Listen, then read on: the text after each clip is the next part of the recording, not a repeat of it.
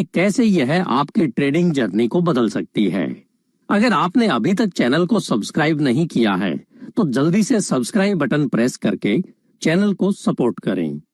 Trading in the zone book के बारे में ही नहीं बल्कि लगभग सभी बुक्स के बारे में हम सभी के मन में एक कॉमन क्वेश्चन स्वाभाविक रहता ही है कि इस बुक की सेंट्रल थीम क्या है। मेरे अनुसार इस बुक की सेंट्रल थीम यह है कि ट्रेडिंग में लगभग सफलता मुख्य रूप से एक ट्रेडर के माइंडसेट और साइकोलॉजी पर निर्भर करती है, न कि केवल टेक्निकल एनालिसिस या ट्रेडिंग सिस्टम पर। मार्क डगलस का तर्क है कि एक अच्छी ट्रेडिंग स्ट्रेटेजी होना इंपॉर्टेंट है, लेकिन अल्टीमेटली ट्रेडर की अपने थॉट्स, इमोशंस और बिलीफ को डिक्टेट करने की एबिलिटी ही उनके परफॉर्मेंस को निर्धारित करती है।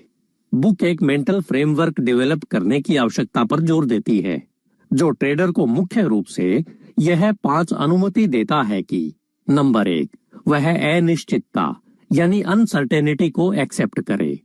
नंबर 2, प्रोबेबिलिटीज के बारे में सोचे। नंबर 3, डर और लालच को मैनेज करे। नंबर 4, डिसिप्लिन और कंसिस्टेंसी डेवलप करे। और नंबर 5, आउटकम्स की जिम्मेदारी ले। आइए अब इन्हें एक एक करके डिटेल में समझते हैं। नंबर 1, वह अनिश्चितता यानी अनसर्टेनिटी को एक्सेप्ट करें, यानी समझे कि मार्केट स्वाभाविक रूप से अनप्रेडिक्टेबल है और कोई भी ट्रेडिंग सिस्टम प्रॉफिट की गारंटी नहीं दे सकता है। इस बारे में मार्क डगलस का तर्क है कि कई ट्रेडर स्ट्रगल करते हैं क्योंकि वे स्वाभाविक रूप से अनिश्चित माहौल में निश्चितता चाहते हैं। इससे डर, चिंता और अंततः खराब डिसीजन लेने की प्रवृत्ति पैदा होती है। अनसर्टेनिटी को एक्सेप्ट करने के कंसेप्ट को स्पष्टता से समझने के लिए इस बुक के कुछ की पॉइंट एग्जांपल्स देखते हैं, जिसमें पहला है कि मार्केट रैंडम है। यहाँ डगलस इस बात पर जोर देते हैं कि मार्केट कोई डिटर्मिनिस्टिक सिस्टम नहीं है, यह अनगिनत फैक्टर्स से प्रभावित होता है, जिसमें लाखों ट्रेडर्स की collective psychology, news events, economic data और बहुत कुछ शामिल है। इन सभी फैक्टर्स को जानना और उनके कंबाइंड इफेक्ट का 100% एक्यूरेसी के साथ अनुमान लगाना असंभव है। जैसे किसी ट्रेडर के पास एक वेल टेस्टेड स्ट्रेटेजी हो सकती है जिसका हिस्टोरिकली 70% विनिंग रेट है, हालांकि यह गारंटी नहीं देता है कि हर 10 ट्रेड में उसी क्रम में 7 विन और 3 लॉस होंगे। रैंडम मार्केट में फ्लक्चुएशन के कारण लॉस या विन का सिलसिला हो सकता है। इस रैंडमनेस को स्वीकार करना बहुत महत्वपूर्ण है। दूसरा, कोई भी ट्रेडिंग सिस्टम परफेक्ट नहीं है। यहाँ तक कि सबसे अच्छे ट्रेडिंग सिस्टम में भी घाटे वाले ट्रेड होंगे। कभी नए लॉस उठाने वाला होली ग्रिल सिस्टम खोजने की कोशिश करना एक निरर्थक प्रयास है और यह निश्चितता की इच्छा का प्रकटीकरण यानी मैनिफेस्टेशन ही है। जैसे एक ट्रेडर एक ऐसे सिस्टम का उपयोग करता है जो कंसोलिडेशन पैटर्न से ब्रेकआउट की पहचान करता है। हालांकि यह स्ट्रेटेजी ओवरऑल प्रॉफिटेबल हो सकती है, लेकिन कुछ ब्रेकआउट अनिवार्य रूप से फेल हो जाएंगे, जिसके परिणाम स्वरूप लॉस होगा। इन लॉसेस को सिस्टम के नॉर्मल पार्ट के रूप में एक्सेप्ट करना आवश्यक है। तीसरा, प्रेडिक्शन पर नहीं बल्कि प्रोबेबिलिटी पर ध्यान दें। मार्केट आगे क्या करेगा यह प्रेडिक्ट करने की कोशिश करने के बजाय ट्रेडर्स को डिफरेंट आउटकम्स की संभावनाओं यानी प्रोबेबिलिटी को समझने पर फोकस्ड रहना चाहिए। इसमें हिस्टोरिकल डेटा का एनालिसिस करना, पैटर्न की पहचान करना और किसी दिए गए ट्रेडिंग सेटअप के लिए सक्सेसफुल संभावना की कैलकुलेशन करना शामिल है। जैसे एक ट्रेडर एक चार्ट पैटर्न की पहचान करता है जो हिस्टोरिकली 60% टाइम में प्राइस इंक्रीज का कारण बना है। इसका मतलब यह नहीं है कि इस बार प्राइस निश्चित रूप से बढ़ेगी, लेकिन यह सजेस्ट करता है कि संभावनाएं उनके पक्ष में है। प्रोबेबिलिटी पर फोकस करके ट्रेडर अपने रिस्क को कंट्रोल कर सकता है और किसी भी सिंगल आउटकम से इमोशनली जुड़ने से बच सकता है। और चौथा है जबरदस्ती सही होने की जरूरत को छोड़ देना। कई ट्रेडर्स ट्रेड में लॉस को गलत होने के बराबर मानते हैं जो इमोशनली बहुत दर्दनाक हो सकता है। हालांकि एक प्रोबेबिलिस्टिक एनवायरनमेंट में ट्रेड हारना बस खेल का एक हिस्सा है। जैसे एक ट्रेडर अपने एनालिसिस के बेस पर ट्रेड में एंटर करता है, लेकिन मार्केट उसके खिलाफ चलता है। निराश होने या खुद को दोष देने के बजाय अनसर्टेनिटी को एक्सेप्ट करने वाला ट्रेडर यह मानेगा कि इस बार ट्रेड बस काम नहीं आया और नेक्स्ट अपॉर्चुनिटी की ओर आगे बढ़ेगा। अनसर्टेनिटी को कैसे एक्सेप्ट करें? पहला, प्रोबेबिलिस्टिक माइंडसेट डेवलप करें। समझें कि ट्रेडिंग का मतलब प्रोबेबिलिटीज को मैनेज करना है, न कि फ्यूचर को प्रिडिक्ट करना।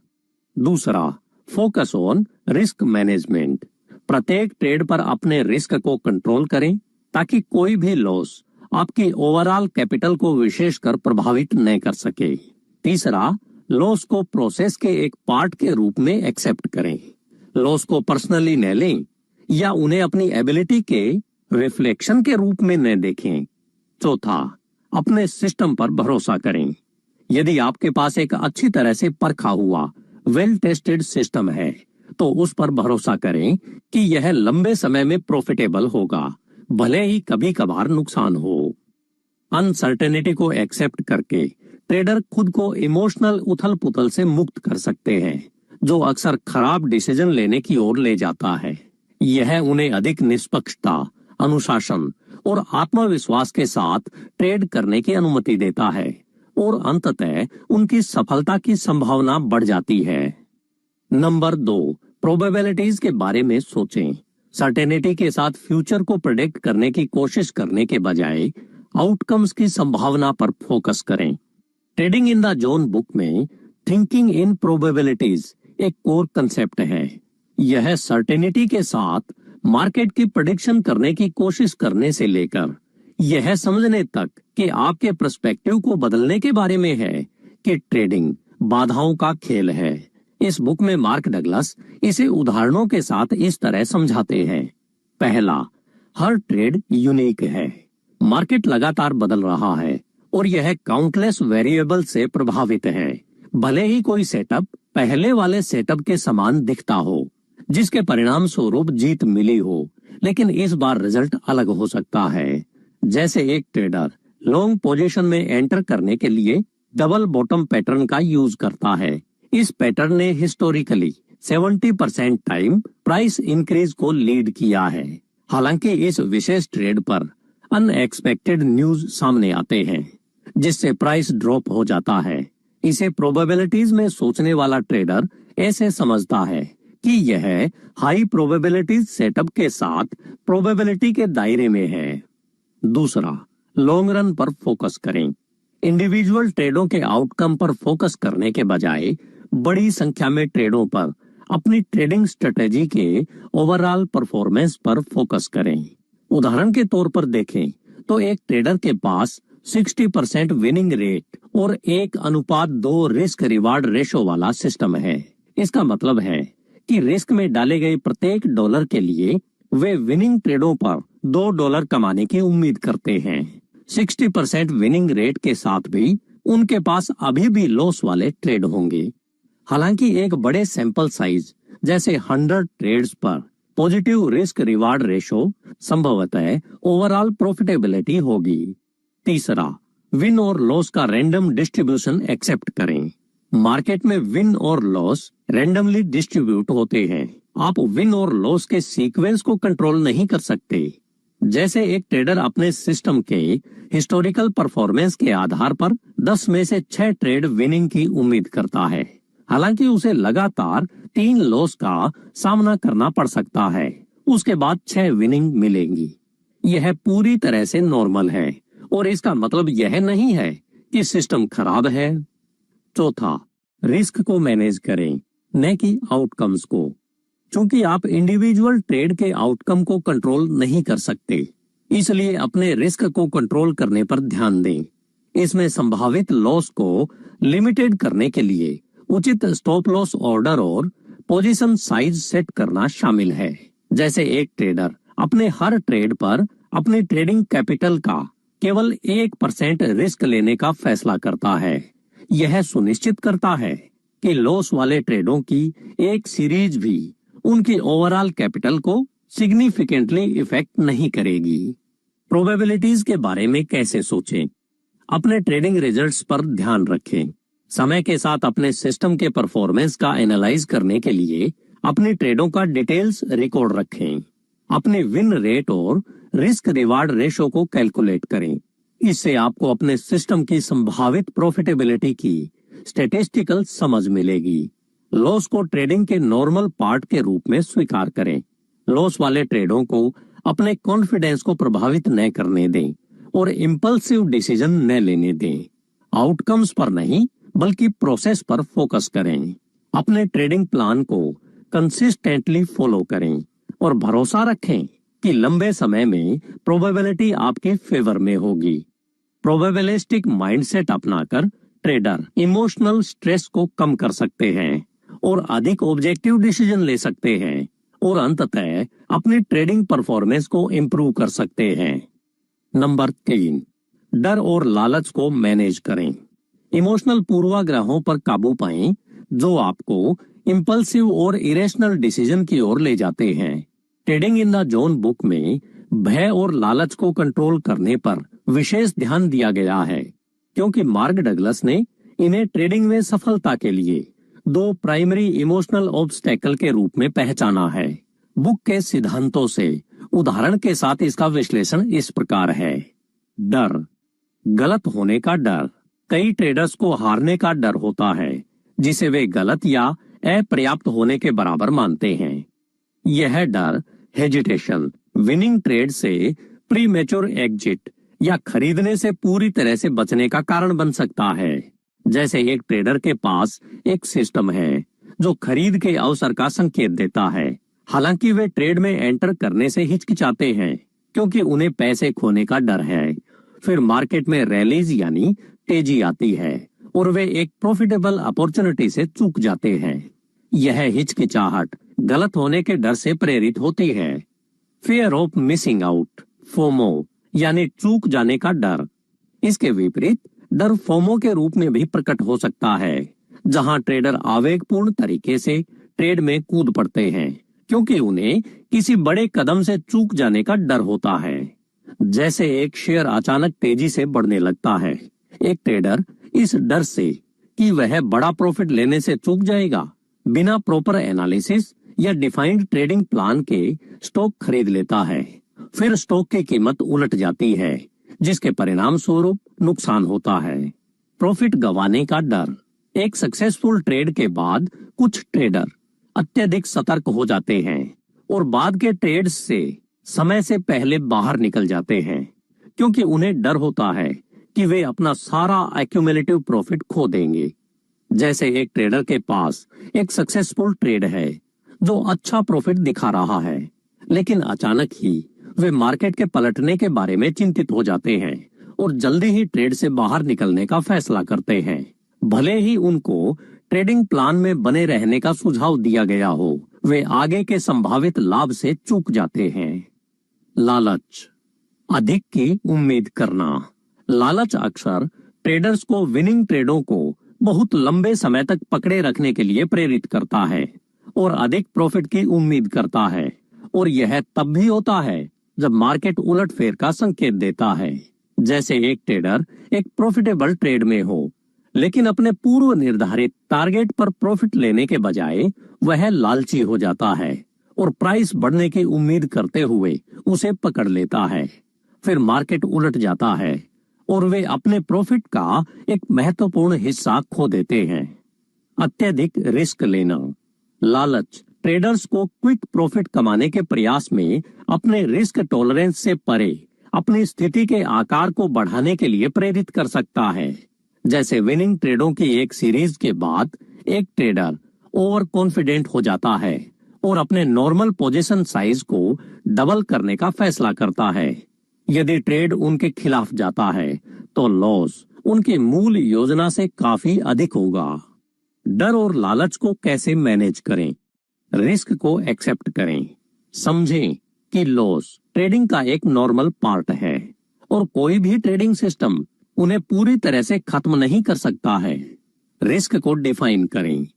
प्रत्येक ट्रेड में एंट्री से पहले निर्धारित करें कि आप कितना लॉस उठाने को तैयार हैं। पोटेंशियल लॉस को लिमिटेड करने के लिए स्टॉप लॉस ऑर्डर का उपयोग करें। ट्रेडिंग प्लान डेवलप करें। ट्रेड में एंट्री और एग्जिट के लिए रूल्स का एक स्पष्ट सेट बनाएं। यह आपको डर या लालच के आधार पर आवेगपूर्ण डिसीजन लेने से बचने में मदद करेगा। प्रोसेस पर फोकस्ड रहें। प्रॉफिट पर फोकस करने के बजाय अपनी ट्रेडिंग योजना का लगातार पालन करने पर फोकस करें। प्रोबेबिलिटीज पर विचार करें। समझें कि प्रत्येक ट्रेड में सक्सेस की एक निश्चित संभावना होती है और लॉस केवल स्टैटिस्टिकल डिस्ट्रीब्यूशन का एक पार्ट ही होता है। सेल्फ अवेयरनेस का अभ्यास करें। ट्रेडिंग करते समय अपने इमोशनल स्टेट पर ध्यान दें और पहचानें कि कब डर या लालच आपके निर्णयों को प्रभावित कर रहा है। डर और लालच को मैनेज करके ट्रेडर्स अधिक ऑब्जेक्टिव और रैशनल डिसीजन ले सकते हैं, जिससे मार्केट में लॉन्ग टर्म सक्सेस की उनकी संभावना बढ़ जाती है। यह trading in the zone book की सेंट्रल थीम है, जो ट्रेडिंग में साइकोलॉजिकल मास्टरी के महत्व पर जोर देती है। नंबर 4, डिसिप्लिन और कंसिस्टेंसी डेवलप करें। एक ट्रेडिंग प्लान पर टिके रहें और बिना किसी हेजिटेशन या डर के ट्रेड एग्जीक्यूट करें। डिसिप्लिन और कंसिस्टेंसी डेवलप करना ट्रेडिंग में एक ही सिक्के के दो पहलू है और trading in the zone book long term success प्राप्त करने में उनकी महत्वपूर्ण भूमिका पर जोर देती है। बुक के लेखक मार्क डगलस का तर्क है कि एक प्रॉफिटेबल ट्रेडिंग स्ट्रेटेजी के साथ भी डिसिप्लिन और कंसिस्टेंसी की कमी आपके रिजल्ट्स को नुकसान पहुंचाएगी। डिसिप्लिन, अपने ट्रेडिंग प्लान पर टिके रहना। एक ट्रेडिंग प्लान आपके एंट्री और exit rules, risk management parameters और ओवरऑल ट्रेडिंग स्ट्रेटेजी को रेखांकित करती है। डिसिप्लिन का अर्थ है कि इमोशनल प्रलोभनों का सामना करने पर भी बिना किसी विचलन के इस योजना का पालन करना। जैसे आपकी योजना केवल तभी ट्रेड में एंट्री करने का निर्देश देती है जब एक स्पेसिफिक कैंडलस्टिक पैटर्न एक की सपोर्ट लेवल पर बनता है। एक डिसिप्लिन ट्रेडर इस एग्जिट सेटअप का प्रतीक्षा करेगा, भले ही उन्हें गट फीलिंग के आधार पर समय से पहले ट्रेड में एंट्री की तीव्र इच्छा हो। इंपल्सेस यानी अपने आवेगों को कंट्रोल करना। डिसिप्लिन में भय, लालच या एक्साइटमेंट के आधार पर आवेगपूर्ण डिसीजन लेने की इच्छा का विरोध करना शामिल है। जैसे विनिंग ट्रेडों की एक सीरीज के बाद एक ट्रेडर ओवर कॉन्फिडेंट फील कर सकता है और अपने रिस्क टॉलरेंस से परे अपना पोजीशन साइज बढ़ा सकता है। एक डिसिप्लिन ट्रेडर अपने इमोशनल स्टेट की परवाह किए बिना अपने पूर्व निर्धारित रिस्क पैरामीटर्स पर टिके रहेंगे। नुकसान को स्वीकार करना। डिसिप्लिन का अर्थ है नुकसान को ट्रेड के एक नॉर्मल पार्ट के रूप में स्वीकार करना और उन्हें बदला लेने वाले ट्रेड या अन्य इमोशनल रिएक्शन का कारण नहीं बनने देना। जैसे एक ट्रेडर एक लॉस वाले ट्रेड का अनुभव करता है, एक डिसिप्लिन ट्रेडर लॉस को एक्सेप्ट करेगा, एनालाइज करेगा कि इससे क्या सीखा जा सकता है और नेगेटिव आउटकम पर ध्यान दिए बिना अगले ट्रेड की ओर आगे बढ़ जाएगा। कंसिस्टेंसी, एक ही प्रोसेस को दोहराना। कंसिस्टेंसी में मार्केट कंडीशंस या इमोशनल फ्लक्चुएशन की परवाह किए बिना सभी ट्रेडों में अपनी ट्रेडिंग प्लानिंग और रिस्क मैनेजमेंट रूल्स को लगातार अप्लाई करना शामिल है। जैसे एक ट्रेडर ट्रेडिंग अपॉर्चुनिटी को आइडेंटिफाई करने के लिए इंडिकेटर्स के एक स्पेसिफिक सेट का उपयोग करता है। एक कंसिस्टेंट ट्रेडर इन इंडिकेटर्स को हर बार एक ही तरीके से अप्लाई करेगा, अपने करंट मूड या मार्केट सेंटिमेंट के आधार पर उनके इंटरप्रिटेशन को बदले बिना। फोकस बनाए रखना, कंसिस्टेंसी के लिए फोकस बनाए रखना और उन डिस्ट्रैक्शन से बचना आवश्यक है जो आपकी ट्रेडिंग योजना से एरर्स या डेविएशन का कारण बन सकते हैं। जैसे एक ट्रेडर कई अलग अलग मार्केट्स को मॉनिटर कर रहा है और न्यूज, घटनाओं या सोशल मीडिया चैटिंग से डिस्ट्रैक्ट हो जाता है। एक कंसिस्टेंट ट्रेडर अपनी प्री डिफाइंड वॉच लिस्ट पर फोकस रहेगा और इरेलेवेंट इंफॉर्मेशन के आधार पर ट्रेड करने से बचेगा। Long term perspective. कंसिस्टेंसी का अर्थ है लॉन्ग टर्म फ्लक्चुएशन में फंसने के बजाय अपनी ट्रेडिंग स्ट्रेटजी के लॉन्ग टर्म परफॉर्मेंस पर ध्यान केंद्रित करना। जैसे एक ट्रेडर लगातार कुछ लॉस वाले ट्रेड का अनुभव करता है और अपने सिस्टम पर डाउन करना शुरू कर देता है। एक कंसिस्टेंट ट्रेडर यह याद रखेगा कि उसके सिस्टम में लंबे समय के लिए पॉजिटिव अपेक्षाएं हैं तथा वह टेम्परेरी सेटबैक के बावजूद इसे फॉलो करना जारी रखेगा। डिसिप्लिन और कंसिस्टेंसी कैसे डेवलप करें? ट्रेडिंग प्लान लिखित में बनाएं। यह आपके गाइड के रूप में काम करेगी और आपको ट्रैक पर बने रहने में मदद करेगी। छोटी शुरुआत करें। सिग्निफिकेंट कैपिटल को रिस्क में डाले बिना अपने डिसिप्लिन और कंसिस्टेंसी का अभ्यास करने के लिए एक छोटे ट्रेडिंग अकाउंट या पेपर ट्रेडिंग से शुरुआत करें। अपने ट्रेड्स को ट्रैक करें। पैटर्न और इम्प्रूवमेंट के क्षेत्रों की पहचान करने के लिए अपने ट्रेड्स का डिटेल रिकॉर्ड रखें। अपनी परफॉर्मेंस को रेगुलरली रिव्यू करें। अपनी प्रोग्रेस का आंकलन करने और अपनी प्लानिंग से किसी भी डेविएशन की पहचान करने के लिए अपने ट्रेडिंग रिजल्ट्स को एनालाइज करें। माइंडफुलनेस का अभ्यास करें। ट्रेडिंग करते समय अपने थॉट्स और इमोशन पर ध्यान दें ताकि किसी भी इम्पल्सेस यानी आवेग के बारे में अधिक अवेयर हो सकें जो अनडिसिप्लिन्ड बिहेवियर का कारण बन सकता है। डिसिप्लिन और कंसिस्टेंसी डेवलप करके ट्रेडर अपनी स्ट्रेटेजी को इफेक्टिवली एग्जीक्यूट कर सकते हैं, रिस्क को उचित रूप से मैनेज कर सकते हैं और अंततः मार्केट में लॉन्ग टर्म सफलता प्राप्त करने की अपनी संभावनाओं को बढ़ा सकते हैं। यह trading in the zone book का एक की मैसेज है जो ट्रेडिंग में साइकोलॉजिकल मास्टरी के महत्व पर जोर देता है। नंबर 5, आउटकम्स की जिम्मेदारी लें। स्वीकार करें कि लॉस ट्रेडिंग का एक पार्ट है और विनिंग व लॉस वाले ट्रेडों से सीखें। Trading in the zone book में मार्क डगलस इस बात पर जोर देते हैं कि रिजल्ट्स की जिम्मेदारी लेना ट्रेडर्स के लिए माइंडसेट में एक क्रूशियल शिफ्ट है। यह इस बात को स्वीकार करने के बारे में है कि आपके ट्रेडिंग आउटकम्स आपके अपने डिसीजन और एक्शन का डायरेक्ट रिजल्ट है, न कि बैड लक या मार्केट में मैनिपुलेशन जैसे एक्सटर्नल फैक्टर्स का। आप अपने एक्शंस पर कंट्रोल रखें। हालांकि आप मार्केट को कंट्रोल नहीं कर सकते, लेकिन आपका अपने बिहेवियर पर पूरा कंट्रोल होता है। कब ट्रेड में एंटर करना है और कब एग्जिट करना है, कितना रिस्क उठाना है और अपने इमोशन को कैसे मैनेज करना है। जैसे एक ट्रेडर अपने दोस्त से मिली टिप के आधार पर बिना अपना एनालिसिस किए ट्रेड में एंट्री करता है, ट्रेड में लॉस होता है, फिर अपने दोस्त या मार्केट को दोष देने के बजाय एक रिस्पॉन्सिबल ट्रेडर यह स्वीकार करेगा कि उसने उचित परिश्रम किए बिना ट्रेड करने का डिसीजन लिया था। कोई एक्सक्यूज नहीं, कोई बहाना नहीं। रिस्पॉन्सिबिलिटी लेने का मतलब है कि ट्रेड में हुए लॉस की रिस्पॉन्सिबिलिटी लेने से बचने के लिए बहाने बनाना और इसके लिए एक्सटर्नल फैक्टर्स को ब्लेम करना। यह आपको अपने मिस्टेक्स से सीखने और अपनी ट्रेडिंग में इंप्रूवमेंट करने से रोकता है। जैसे एक ट्रेडर पैसे खो देता है क्योंकि उसने स्टॉप लॉस ऑर्डर सेट नहीं किया था। मार्केट को उनके खिलाफ जाने के लिए दोष देने के बजाय एक responsible trader proper risk management का यूज न करने में अपनी गलती स्वीकार करेगा। गलतियों से सीखना। हर लॉस वाला ट्रेड सीखने और सुधार करने का अवसर प्रदान करता है।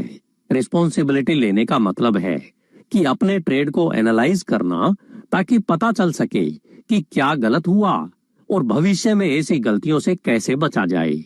जैसे एक ट्रेडर चार्ट पैटर्न के आधार पर ट्रेड में एंटर करता है, लेकिन पैटर्न फेल हो जाता है।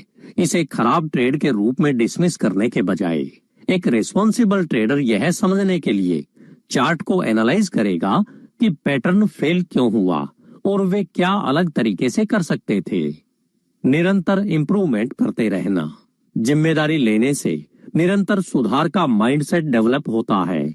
अपनी गलतियों को स्वीकार करके और उनसे सीखकर आप अपने ट्रेडिंग स्ट्रेटेजी को रिफाइन कर सकते हैं और अधिक इफेक्टिव ट्रेडर बन सकते हैं। जैसे एक ट्रेडर को पता चलता है कि जब वह स्ट्रेस महसूस कर रहा होता है तो वह इम्पल्सिव डिसीजन यानी आवेगपूर्ण निर्णय लेता है।